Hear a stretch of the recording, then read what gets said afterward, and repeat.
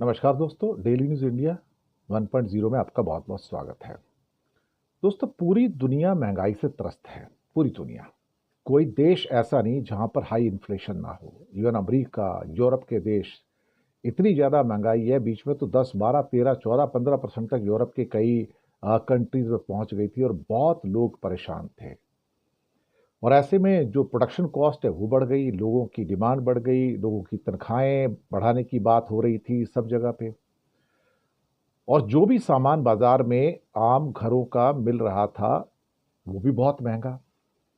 और ऐसे में सिर्फ एक ही देश ऐसा था कि जो पूरी दुनिया के अंदर सस्ते में माल बेच रहा है। इवन कोरोना के बाद तो जो बहुत तकलीफ जो हुई है, तो चीन दरअसल एक सोलेस के रूप में आता है। लोगों को एक तरह से राहत के रूप में सामने आता है कि जहां कोई भी चीज़ बाजार में सपोज करो 500 रुपए की, तो वही चीज़ अगर चाइना की बनी हुई तो आपको 200 250 रुपए की मिल जाती है। कोई भी कंज्यूमर गुड्स हो, चाहे एक आयरन हो या टेबल फैन हो या सीलिंग फैन हो या फिर कोई मिक्सर ग्राइंडर हो या घर के बर्तन हो या फर्नीचर हो, लैपटॉप हो, मोबाइल हो। और अगर आप वेस्टर्न वर्ल्ड में जापान में बनी चीज़ें खरीदोगे, सपोज करो एक टीवी भी लेने जाते हो तो टीवी जापान का लोगे, अगर आप कोई सोनी वगैरह लोगे तो वो पता लग रहा है 1 लाख का है।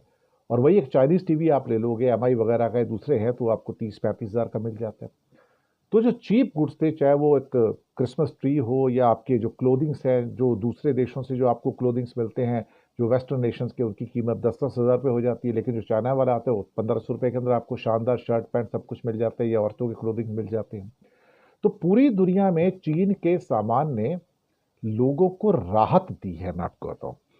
और ये इस बात को अब कई इकोनॉमिस्ट हैं दुनिया के, उस बात को अब रियलाइज कर रहे हैं कि अगर चाइना के ये चीप गुड्स, सस्ते, चीप मतलब क्वालिटी में तो अच्छे हैं, लेकिन अगर सस्ते रीजनेबली प्राइस्ड गुड्स ना होते जो कि काफ़ी कम कीमत वाले हैं, तो दुनिया में जो लोगों की जो हालत है वो बहुत मुश्किल हो जाती थी। उनके हालात बहुत ज़्यादा खराब हो जाते थे। तो कहीं ना कहीं चीन के जो सस्ता सामान है वो कोरोना काल और उसके बाद में जब इतनी ज़्यादा महंगाई हुई है, वो लोगों के लिए एक बड़ी राहत लेकर आया।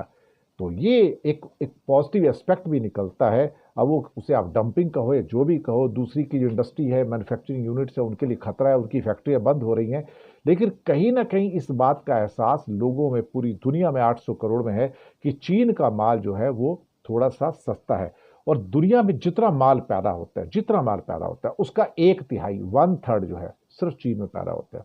यानी कि पूरी दुनिया की फैक्ट्री कौन? चीन। तो 1/3 जो है, 1/3 जो है, 33% गुड्स जो है वो चाइना पैदा करता है। और 15% जो एक्सपोर्ट है वो सबसे दुनिया में ज्यादा है, वो भी चीन का है।